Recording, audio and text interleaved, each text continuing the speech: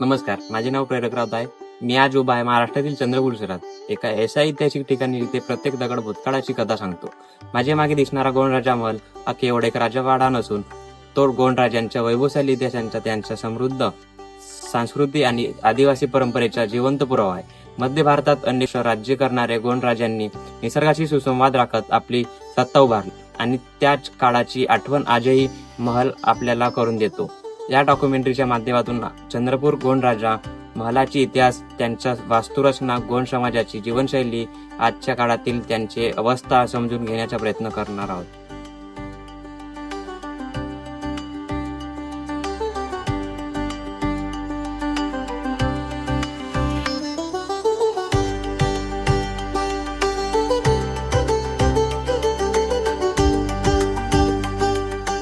चंद्रपुरातील गोंडराजांचा किल्ला म्हणून प्रसिद्ध असलेले भुईकोट किल्ल्याला लागून प्रसिद्ध असे अल्तेश्वर मंदिर आहे.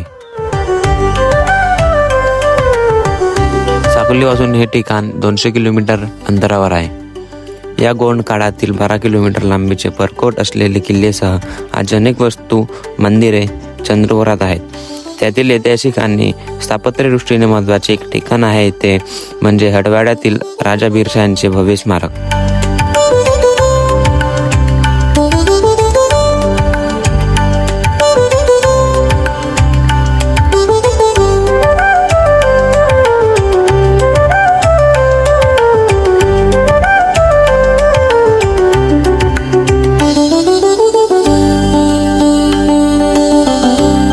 पूर्व विदर्भातील गोंडवाना प्रदेशात 13व्या शतकात गोंडराजांची स्थापना झाली.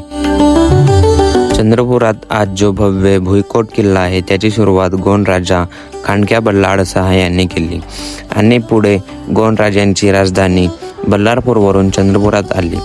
250 वर्षे चंद्रपूर येथून गोंडराज्य चालले.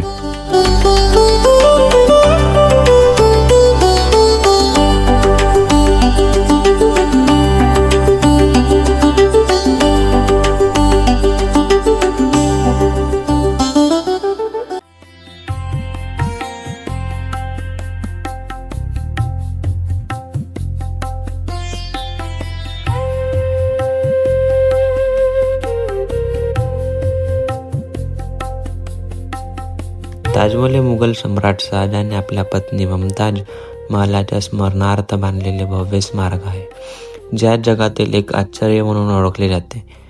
परंतु एखाद्या राणीने आपल्या पतीच्या मृत्यूनंतर त्या राजा स्मरणार्थ बांधलेले असे एक भव्य स्मारक अत्यंत दुर्मिळ व कदाचित एकमेव असावे.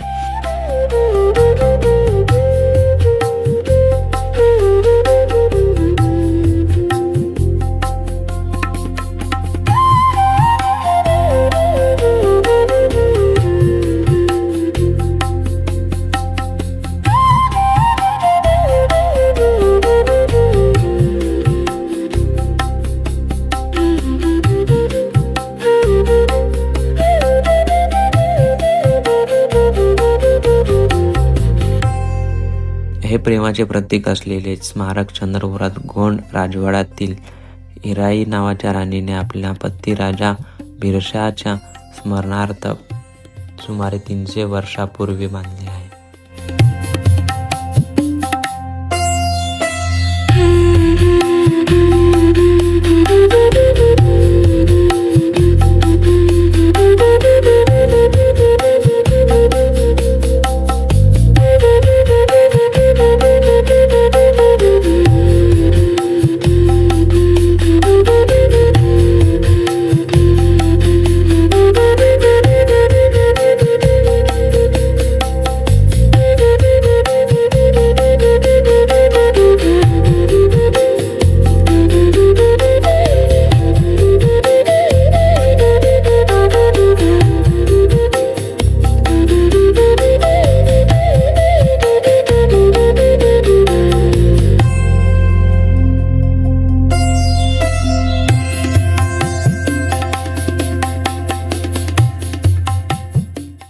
प्रवेशद्वारातून आत गेल्यावर स्मारकांच्या भिंतीवर व कमानीवर अत्यंत सुंदर नक्षीकाम दिसून येते.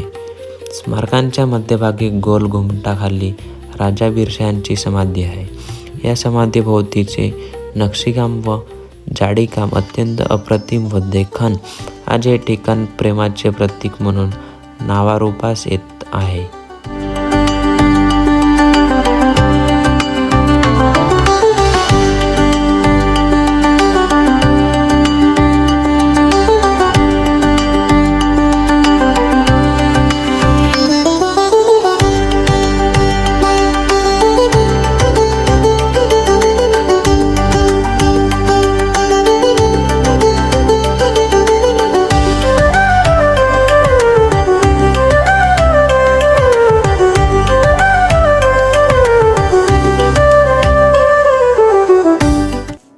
चंद्रपूरच्या गादीवरील 10वा राजा बिरशाह हा इसवी सन 1696 मध्ये आपल्या पित्याच्या मृत्यूनंतर अवघ्या 20व्या वर्षी गादीवर बसला.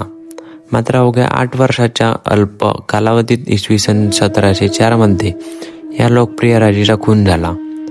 राजा निशांत असल्यामुळे राणी हिराईने रामशाह नावाच्या 3 वर्षाच्या मुलास दत्तक घेतले आणि बाहुबली चित्रपटातील शिवगामी देवप्रमाणे पुढील 15 वर्ष राजकारभार यशस्वीपणे सांभाळला.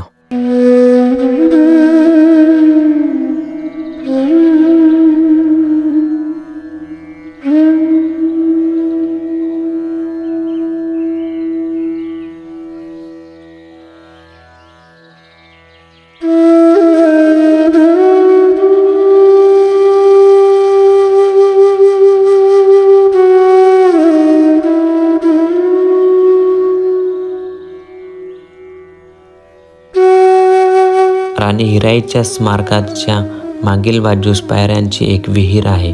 या विहिरीचा उपयोग परिसरातील बागेसाठी व कारंज्यासाठी टाकीसाठी केले जात असावा असे म्हणाले जाते.